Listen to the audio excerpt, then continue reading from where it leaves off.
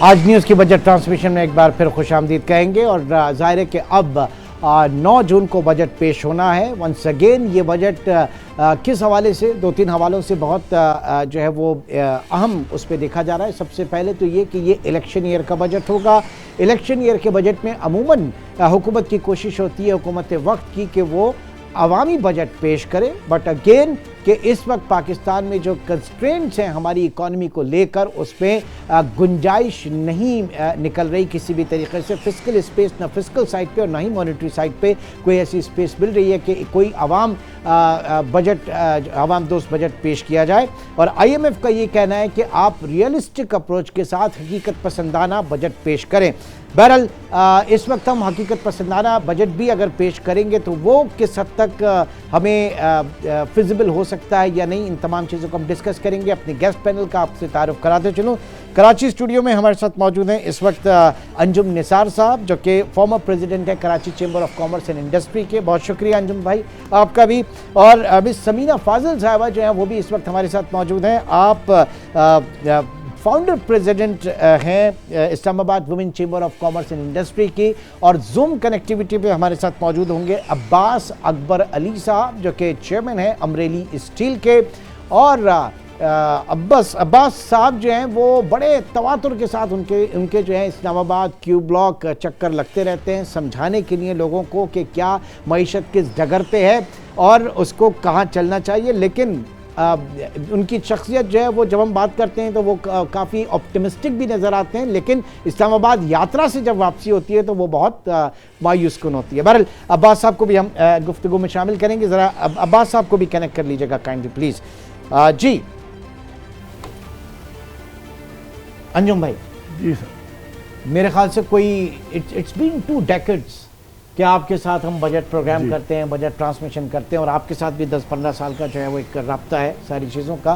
तो अंजुम साहब, क्या इस वक्त आप चेंजेस देख रहे हैं? जो मैंने बात की, कितना मुश्किल होगा इस कोalition गवर्नमेंट के लिए इन्फ्लेशन और फिस्कल जो कंस्ट्रेन है, जो माली खसारा है, उसके दरमियान बैलेंस करना। कुछ हकीकत पसंदाना अभी जो है वो आपके जो मिनिस्टर फॉर मनसूबाबंदी प्लानिंग कमीशन एहसन इकबाल साहब आके बड़ी अच्छी अच्छी बातें करके गए, लेकिन हजम होना मुश्किल। जी देखिए, जहाँ तक बजट का ताल्लुक है, ऑब्वियसली हमारे साथ बात करते हैं। पिछले 15-20 सालों से मैं रेगुलर आपके प्रोग्राम में भी आता हूँ। और इस बार पिछले हफ्ते जब प्राइम मिनिस्टर साहब कराची तशरीफ लाए थे तो वहाँ पर भी ये बात हुई और हमने भी तजावीज़ दी। 6-7 अफराद को बोलने का मौका मिला, मुझे भी मिला, तो हमने भी वहाँ से ये बात, एक तो मैंने कहा कि आप कराची ज़्यादा आए करें, कराची इकनॉमिक हब है, ऑब्वियसली कराची का पहिया चलता है तो मुल्क का पहिया चलता है। तो उन्होंने भी फिर बाद में जब उन्होंने बात की और उन्होंने बताया कि हमारे पास फिजिकल स्पेस तमाम बातों के बावजूद हमारे पास फिजिकल स्पेस बहुत कम है, जिसका अभी आपने भी जिक्र किया।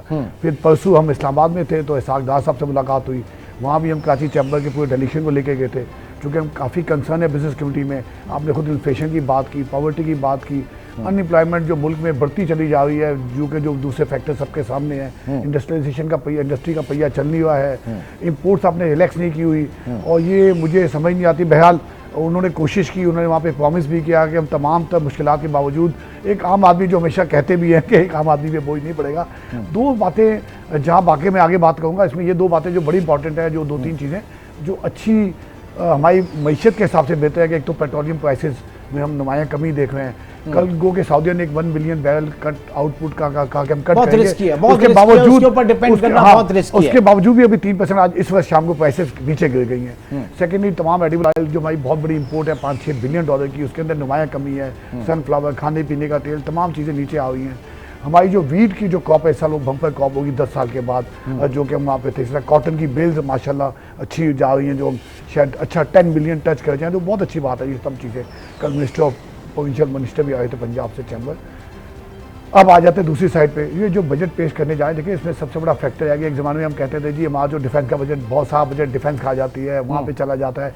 लेकिन अब आज गौर करें तो सबसे बड़ा जो फैक्टर है, अगर अगले इस साल जो 7,200 बजट था, अगले साल गवर्नमेंट 9,200 का रेवेन्यू बजट, यानी FBR कर्जों की अदायगी, तो उसमें से सबसे बड़ा इशू जो मैं समझता हूँ कर्जों की अदायगी है, जो कि 7,600 डेट फाइनेंसिंग जी। और ये इमाम भाई गौर करें तो ये तकरीबन जो अगर 9,200 रेवेन्यू करेंगे और 7,600 उसमें से तो एस्टिमेटेड ये डेट सर्विसिंग रख रहे हैं, अगर इंटरेस्ट रेट यही हुए तो इसका मतलब ये है कि तकरीबन 83% हमारे रेवेन्यू इनकम का खाली बजट डेट सर्विसिंग में चला जाएगा। तो उसके बाद डिफेंस है, यहाँ के 2 शोबों को पैसा देने के बाद आपके कुछ बचेगा ही नहीं। हाँ। कि आप हेल्थ पे एजुकेशन चलिए उसके आगे एक राह है जरा उसके ऊपर बात करते हैं, लेकिन उससे पहले मिस समीना फाजिल, आपने बड़ी हुकूमतें देखी पिछले 10-15 साल में, एक रियलिस्टिक एक अप्रोच के साथ मैं आपसे जानना चाहूँगा कि कौन सा दौर ऐसा बेहतर रहा आपकी नज़र में कि जिसमें ख़वातीन को, जो वुमेन हमारी जो एंटरप्रेन्योर्स हैं, उनको मौका मिला आगे बढ़ने का?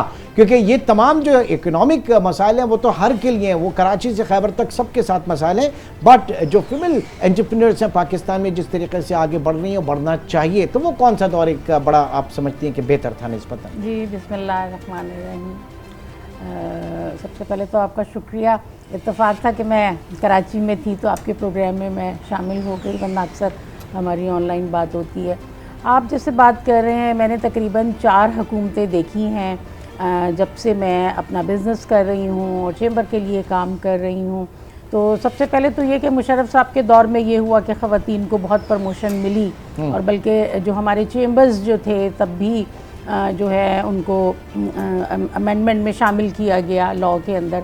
तो अदरवाइज़ अगर आप देखा जाए तो ख़वातीन अपनी जंग मैं समझती हूँ खुद ही लड़ रही हैं। हर आने वाली हुकूमत जो है वो ख़वातीन के नाम पे वोट भी लेती है और सपोर्ट भी चाहती है, लेकिन जब वो गवर्नमेंट बना लेते हैं तो उस वक़्त वो टोटली ख़वातीन को भूल जाते हैं। जैसे कि आप देखते हैं कि हर बजट में हम बात करते हैं कि ख़वातीन के लिए ये हो जाएगा, लेकिन अगर देखा जाए तो सबसे ज़्यादा अफेक्टेड जो हैं वो ख़वातीन होती हैं, क्योंकि वो अपने घर का बजट भी चला रही होती हैं, अपने कारोबार का बजट भी चला रही होती हैं। तो उन तमाम चीज़ों को मैनेज करना, और कभी भी ख़वातीन को कोई मराहत नहीं दी गई किसी भी बजट में। चारों हुकूमतें मैंने देखी हैं, लेकिन किसी में कोई ख़वातीन के लिए इंसेंटिव्स नहीं रखा गया।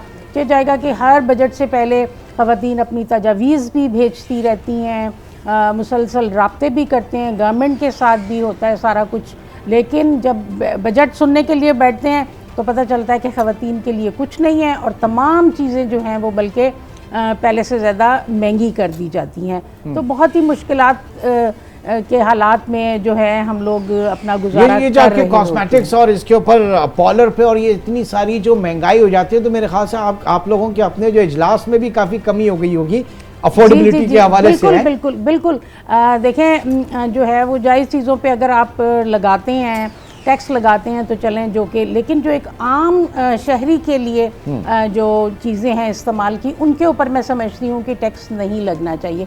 जैसा कि अभी इस बजट की अगर मैं आपसे बात करूँ तो हमें पिछले कितने सालों पहले ख़वातीन को एक छूट दी गई थी कि अगर आपका कारोबार जो है वो 5 लाख तक हो तो आप टैक्स निल रिटर्न सबमिट करें।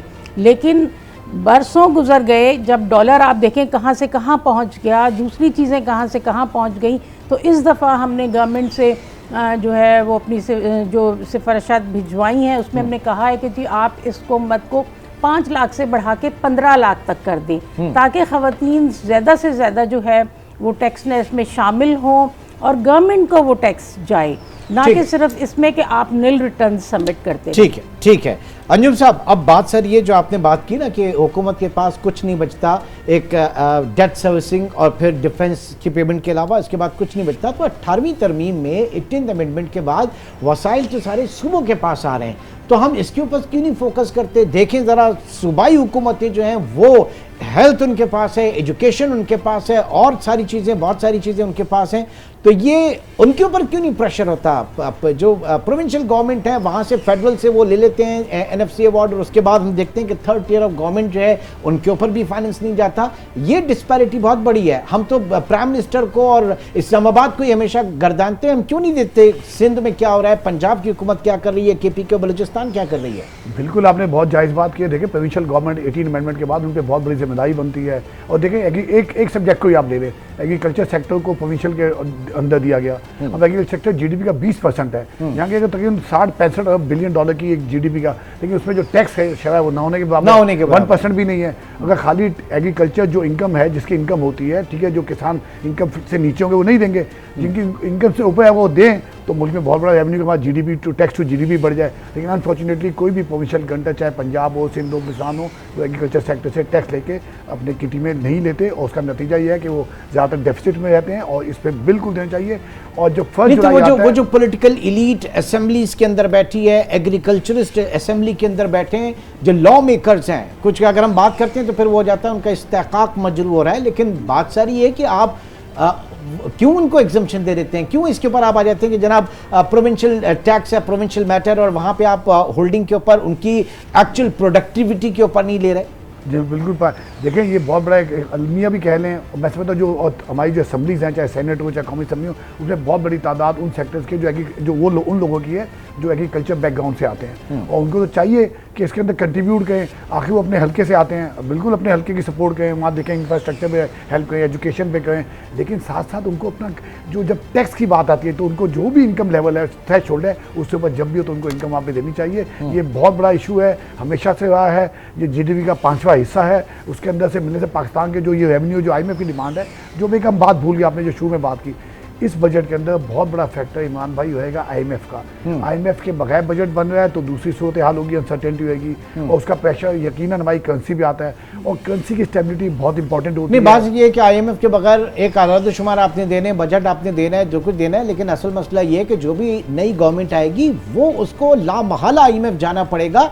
25 अरब डॉलर की आपने फाइनेंसिंग करनी है अगले साल, मजाक बात नहीं है। और फिर मिनी बजट आप देखेंगे अगली हुकूमत का। और ये देखें ना, 25 अरब डॉलर, हमने तो मुझ से कह दिया 25 अरब डॉलर, और 25 अरब डॉलर मौजूदा हालात में एक मैं समझता हूँ बहुत बड़ा एक फैक्टर है।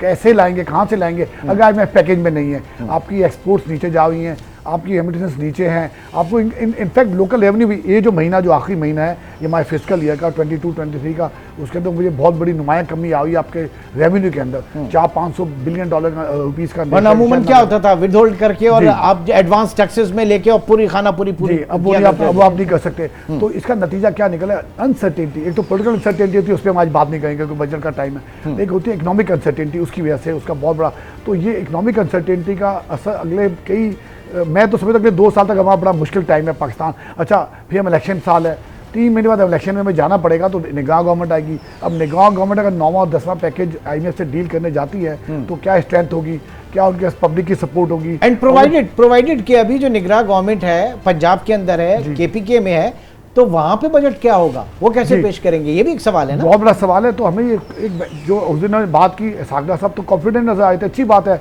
उन्होंने अच्छी बातें की और दिखाया कि इंशाल्लाह हम ये चीज़ों से निकल आएंगे। वहाँ की उनकी टीम के मेंबर्स भी बैठे थे जो शायद कहते थे हम किसी सूरत में पाकिस्तान डिफॉल्ट नहीं करेगा। हम कहते ठीक है डिफॉल्ट नहीं करेगा। इमाम, जो सबसे बड़ा अंदेशा है इस डिफॉल्ट, अल्लाह ना करे कभी पाकिस्तान हो, लेकिन इसका जो करेंसी की स्टेबिलिटी, चूँकि आपकी जो एक्सपोर्ट्स भी हैं उसका 50 से 55% depending on the industry import base है। exactly. तो उसकी कॉस्ट ऑफ डूइंग बिजनेस आपकी बढ़ती चली जाएगी। मिस समीना, ये बात है कि अगर आपकी करेंसी डिवैल्यू है, डॉलर अगर बहुत ज़्यादा अप्रिशिएट कर रहा है, तो इसका फ़ायदा आपकी एक्सपोर्ट्स को होना चाहिए। एक्सपोर्ट प्रोसीड जो है वो ज़्यादा आने चाहिए, उसमें पैसे ज़्यादा आने चाहिए। आप लोगों का मसला, क्योंकि पाकिस्तान टोटली डिपेंड करता है हम इंपोर्ट्स के ऊपर, रॉ मटेरियल भी इंपोर्ट करके हम फिर एक्सपोर्ट करते हैं फर्निश गुड्स। बात यह है कि इस वक्त मौजूदा हालात में कितना बड़ा कंस्ट्रेन है कि हम ये चीज़ नहीं कर पा रहे।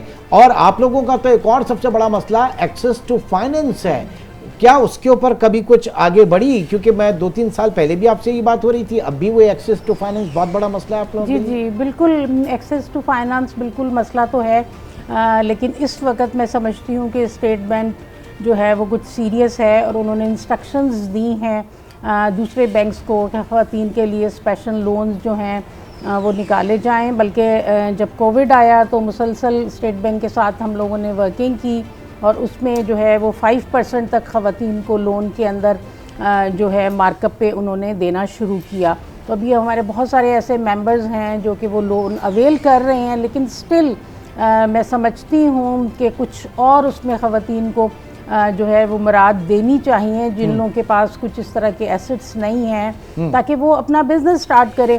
और जो आपने एक्सपोर्ट की बात की, तो आपको पता है कि हमारा जो पाकिस्तान है वो it is a rich of handicrafts, लेकिन अनफॉर्चुनेटली हम एक्सपोर्ट में नहीं जा सकते कि क्योंकि चीज़ों की प्राइसेस इतनी स्टेबल नहीं होती कि हम मैन्युफैक्चरिंग की तरफ जाएं। हम चीज़ों की प्राइसेस कुछ कोट करते हैं और जब हम डिलीवर करने के लिए जाते हैं तो उस वक्त वो कुछ और स्टैंड कर रही होती हैं। तो एक सबसे बड़ा जो है यही है कि हम लोग इसमें नहीं कर पा रहे। अच्छा, चलें हम ये इस वक्त मईशत को डिस्कस कर रहे हैं, लेकिन ज़रा सियासी उसमें चले जाते हैं। ब्रेकिंग न्यूज़ जो है वो नाज़रीन के साथ शेयर करनी, और ख़बर यह है कि तहरीक इंसाफ के रहनुमा शाह महमूद कुरैशी साहब को अडियाला जेल से रिहा कर दिया गया है। रिहाई के अहकामात मौसूल होने और कानूनी तकाजे पूरे करने पर शाह महमूद कुरैशी को रिहा किया गया है। उनकी इस रिहाई के हवाले से एक बार फिर आपको बताएं कि शाह महमूद कुरैशी को अडियाला जेल से रिहा कर दिया गया है। रिहाई के अहकामात मौसूल होने और इस हवाले से जो दीगर कानूनी तकाजे थे उनको पूरा करने पर उनको रिहा कर दिया गया है। तफसीलात जानेंगे अपने नुमाइंदे रेहान शेख से। जी रेहान शेख, अपडेट कीजिएगा, शाह महमूद कुरैशी को अडियाला जेल से रिहा कर दिया गया है।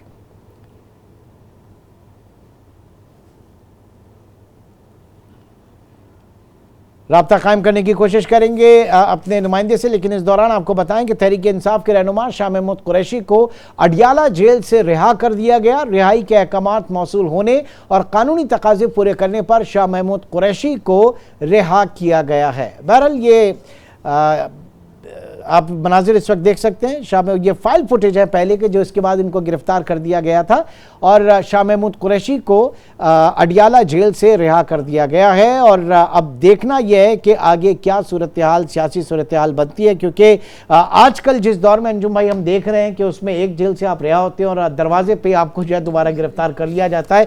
बहरहाल ये सियासी डेवलपमेंट अपनी जगह और मईशत जिसको हम डिस्कस कर रहे हैं, और यही पाकिस्तान में एक सबसे बड़ा मसला इस वक्त हुआ कि पाकिस्तान में एक जो सियासी अदम इस्तेहकाम है उसने मुआशी अदम इस्तेहकाम को ट्रिगर किया और उस मुआशी अदम इस्तेहकाम ने अगेन सियासी अदम इस्तेहकाम को ट्रिगर किया। शाह महमूद कुरैशी साहब को अदालती अहकामात पर रिहा कर दिया गया है अडियाला जेल से, और इस हवाले से उनके जो अहकामात, अदालती अहकामात पर उनको रिहा किया गया, जो भी फॉर्मेलिटी थी वो पूरी करने के बाद उनको रिहा कर दिया गया है। पाकिस्तान में सियासत, सलीम शेख इस वक्त ब्यूरो चीफ लाहौर हमारे साथ मौजूद हैं। जी सलीम शेख, शाह महमूद कुरैशी को रिहा कर दिया गया है। जी बिल्कुल, इमरान जो है लाहौर हाई कोर्ट ने जो है आज अहकाम जारी किए थे कि शाह महमूद कुरैशी जो कि पीटीआई के वाइस चेयरमैन हैं उनको नजरबंद किया गया है हुकूमत की तरफ से, उनको रिहा कर दिया जाए। तो आज जो है आर्डर जब जेल हुकाम को मौसूल हुए हैं तो जेल हुकाम की तरफ से जो है वो उनको रिहा कर दिया गया है। जो हमारे जराए हैं वो ये बता रहे हैं कि शाह महमूद कुरैशी जो है वो जेल से रिहाई के बाद जो है वो बाहर आकर जो है वो मीडिया से गुफ्तगू करेंगे। जेल हुकाम की तरफ से अभी यही इत्तला दी गई है कि शाह महमूद कुरैशी को जेल से रिहा कर दिया गया, क्योंकि जेल हुकाम को जब ड्रॉप कार जो है वो मिली और लाहौर हाई कोर्ट के अहकामात मिले तो उस बिना पर जो है वो शाह महमूद कुरैशी को जो है वो जेल से रिहा कर दिया गया। ठीक है जी, बहुत शुक्रिया सलीम शेख, हमें अपडेट कर रहे थे। शाह महमूद कुरैशी को वाइस चेयरमैन पाकिस्तान तहरीक इंसाफ, उनको अडियाला जेल से रिहा कर दिया गया है। बजट के हवाले से ट्रांसमिशन हमारी जारी है। वक्त हुआ एक छोटे से ब्रेक का। ब्रेक में हेडलाइन न्यूज़ के साथ फिर दोबारा आपकी खिदमत में हाजिर।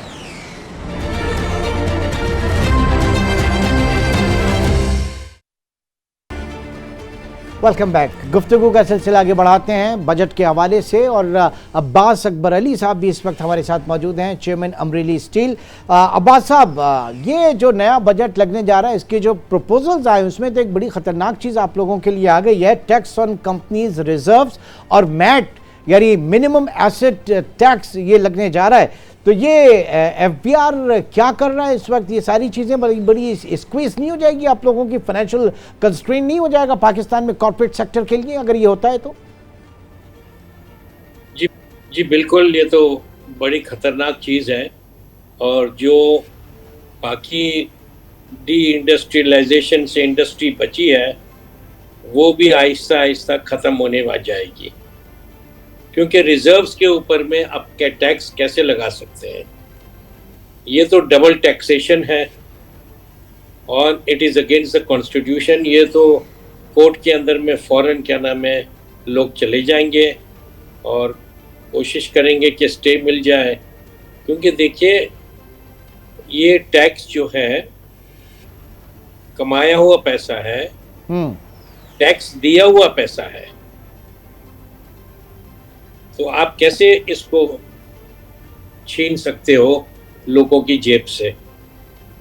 तो ये जो नामुनासिब इक़दाम है, इनको ये करना चाहिए कि जो लोग चोरी कर रहे हैं, टैक्स नहीं दे रहे हैं, उनके पीछे जाएं, और जो फ्लाइंग इनवॉइसेस पूरे मुल्क में बड़ा कारोबार चल रहा है फ्लाइंग और फेक इनवॉइसेस का, उसको ख़त्म करें। हमारी स्टील इंडस्ट्री के अंदर में तकरीबन 50 से 60% सेल्स टैक्स अदा नहीं किया जाता है, उनको ख़त्म करें। अफगानिस्तान और ईरान से जो स्मगलिंग हो रही है उसको ख़त्म किया जाए।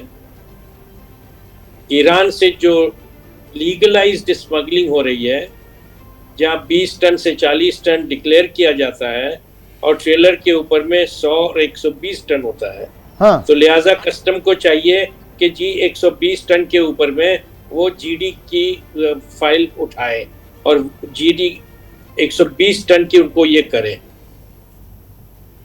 सर, एक जगह तो हुकूमत बात करती है फाइनेंशियल इंक्लूजन की, आप बात कर रहे हैं टैक्स बेस को बढ़ाने की, but for all practical purpose जो टैक्स ब्रॉडनिंग, जो इनका एक डिपार्टमेंट था, broadening of tax base department FBR का, फॉर ऑल प्रैक्टिकल पर्पस वही बंद हो चुका है। तो सारा का सारा जो इनका जोर है वो रिग्रेसिव टैक्सेशन के ऊपर है, इनडायरेक्ट टैक्सेशन के ऊपर है। ऐसे में क्या पॉलिसीज बनेंगी और क्या पाकिस्तान में मईशत तरक्की करेगी? देखिए जी, मईशत की तरक्की वही हो सकती है जब टैक्स ब्रॉडन, टैक्स का जो हदफ है उसको ब्रॉडन किया जाए, टैक्स सबसे लिया जाए। आप क्यों ना क्या नाम है जो है शनाख्ती कार्ड को और एनटीएन नंबर को कंपलसरी कर देते हैं ट्रांजैक्शंस के लिए, क्यों ना आप क्या नाम है जो है कैश इकोनॉमी को कम कर दें, खत्म तो नहीं हो सकती है, कम कर दें। 5000 नोट के बारे में सोचे, आप क्या नाम है हर चीज के बारे में सोचे कि डॉक्यूमेंटेशन कैसे लाई जाए अपनी इकोनॉमी के अंदर में। जो टैक्स दिए जा रहे हैं उसी के ऊपर बोझ है। अब एलसी खुल नहीं रही है, फैक्ट्रियां बंद हो रही है, तो ये तो इंडस्ट्री बिल्कुल खतरनाक है। और जो बेरोजगारी बड़े पैमाने पर हो रही है, हाँ। वो क्या जाके करेगी? ये तो क्या नाम है जो है फसाद और भी होंगे और लोगों की जिंदगी अजाब में आ गई है। ठीक, अंजुम साहब, अब ये जो बात हो रही है, एक हमने देखा कि 2017 में गालिबन जो बैंकिंग ट्रांजैक्शंस के ऊपर टैक्स आयद हुआ, उसके बाद कैश जो है मार्केट में कैश इन सर्कुलेशन जो है वो बुरी तरीके से बढ़ गया और अब तकरीबन 45% ऑफ बैंक डिपॉजिट जो है वो कैश मार्केट के अंदर मौजूद है। तो आप इस तरीके से माइक्रो मैनेज करके अपनी ही मार्केट को, अपनी इकोनॉमी को नुकसान पहुंचा रहे हैं, रादर देन कि आप फाइनेंशियल इंक्लूजन की बात करते हैं, आप टैक्स बेस को बढ़ाने की बात करें, आप तो हैम्पर कर रहे हैं पूरे बिजनेस को। बिल्कुल आपने सही बात की, बजाय कि हम डॉक्यूमेंटेशन करें, जैसे अब्बास भाई ने बात की। देखिए पाकिस्तान की लीडिंग अगर इंडस्ट्रियलिस्ट से हम ये बातें सुनेंगे, जो परेशान कुन बातें हैं, देखिए वो तो एक कब से मुल्क को टैक्स दे रहे हैं, बहुत बड़े टैक्स पेयर हैं, और ऐसे बेशुमार जो लोग हैं, बजाय कि हम फाइलें को बढ़ाएं, बजाय कि हम टैक्स पेयर्स पे नए टैक्स पेयर्स लाएं, आप मौजूदा टैक्स पेयर से कब तक आप उनके गांव से दूध निकालेंगे? ये गायें ब्लीड करी, मैं हमेशा कहता हूँ, हर बजट में आगे बात कहता हूँ कि इनको ब्लीड कर हुई है, इकनॉमी ब्लीड कर हुई है, उसके नतीजे में अनएम्प्लॉयमेंट हो रही है। हर साल अगर 40 लाख अफराद पाकिस्तान में पैदा हो गए हैं और ऑलरेडी जॉब्स नहीं है, large scale manufacturing sector perform नहीं कर रहा। पहली दफ़ा ऐसा हुआ है कि पिछले 10-15 साल के अंदर सर्विसेज सेक्टर के अंदर नेगेटिव ग्रोथ आई। सर्विसेज सेक्टर जो भी लेटेस्ट फिगर है, तो आप कहाँ से ग्रोथ लेंगे? 25 करोड़ की आबादी है, आप कैसे मुल्क को चलाएंगे? आप जीडीपी ग्रोथ अगले साल 3.5% रख रहे हैं। मैं तो डाउट करता हूँ 3.5% को भी हासिल करना मौजूदा इंटरेस्ट रेट पे, जैसे अभी सफीना ने बात की कि 21% इंटरेस्ट रेट है, बेसिक डिस्काउंट रेट है, फिर आप 3-4% 25% में मुल्क का कोई बहुत बड़ा मैशियत खदान बता दे कि आप कैसे 100 रुपये में से 25 रुपये पहले उनको देंगे फिर आप कमाएंगे। ये तो बड़ी सिंपल सी बात है।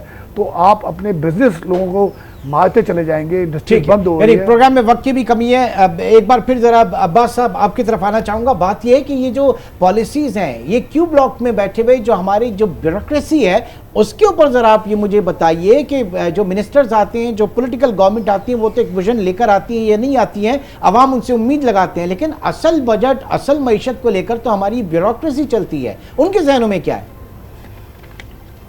देखिए, ये जो पॉलिसीज बनती है अवाम के इंटरेस्ट को लेकर बननी चाहिए। हमारे पास सिर्फ 2 जगह पे हैं जो हमको पूरी अपनी इकोनॉमी को, मईशत को टारगेट करना पड़ेगा। हाँ। वो है मैसिव इनोवेशन और मैसिव एग्रीकल्चरल इनोवेशन और प्रोडक्शन। ठीक। इसके अंदर में, दोनों के अंदर में अगर सरप्लसेस बढ़ेंगे तो हम एक्सपोर्ट का सोचेंगे। तो एक्सपोर्ट करने के लिए हमें बहुत सारे इकदाम उठाने पड़ेंगे और एक्सपोर्ट ओवरनाइट नहीं बढ़ेगी। ठीक है, एक्सपोर्ट ओवरनाइट नहीं बढ़ेगी। मिस समीना फाजिल, आप भी इस वक्त बहुत ज्यादा ऑप्टिमिस्टिक नहीं है जो बजट आने वाला है? बिल्कुल ऐसा ही है, बिल्कुल। बल्कि मैं यहाँ पे एक चीज़ ऐड करना चाहूँगी कि अब हमारे यहाँ जितनी यूथ है वो ज़्यादातर जो स्टार्टअप्स हैं वो काम कर रहे हैं बाहर के मुल्कों में। ठीक है, अब मुझे जैसे कि इन्फॉर्मेशन मिली कि उन्होंने गवर्नमेंट ने जो उनके पैसे आ रहे हैं, जो डॉलर्स आ रहे हैं, उनके ऊपर उनको हैवी टैक्सेस जो है वो लगा दिए। उनके घर वालों ने कहा कि अब ये तुमने क्यों एंटीएन लिया कि और हम मुसीबत में आ गए। तो स्पेशली जो यूथ स्टार्टअप्स हैं उनको कुछ इस बजट में इंसेंटिव देना चाहिए कि आईटी में काफी माहौल होना चाहिए स्टार्टअप्स के लिए भी। ठीक है, जरा आप लोगों से बात हुई, देखते हैं कि एहसन इकबाल साहब क्या इस वक्त कहा। उन्होंने कहा कि हम अपनी बरामदात को 100 अरब डॉलर तक बढ़ाना चाहते हैं और कोशिश है कि तवानाई बचत जो है उसके इकदाम किए जाएं और उसके हवाले से एनर्जी कंजर्वेशन के हवाले से तिजारती मराकज़ को रात 8 बजे बंद होना चाहिए। उन्होंने साथ ये भी कहा कि पुराने बल्ब के बजाय LED लाइट्स लगाई जाएं और इन इकदाम से हम 1 अरब डॉलर सालाना बचा हैं। बहरहाल कौमी इक़्तिसादी काउंसिल के इजलास में तजावीज़ आज दी गई। वहाँ पर यह नहीं बताया गया अंजुम भाई के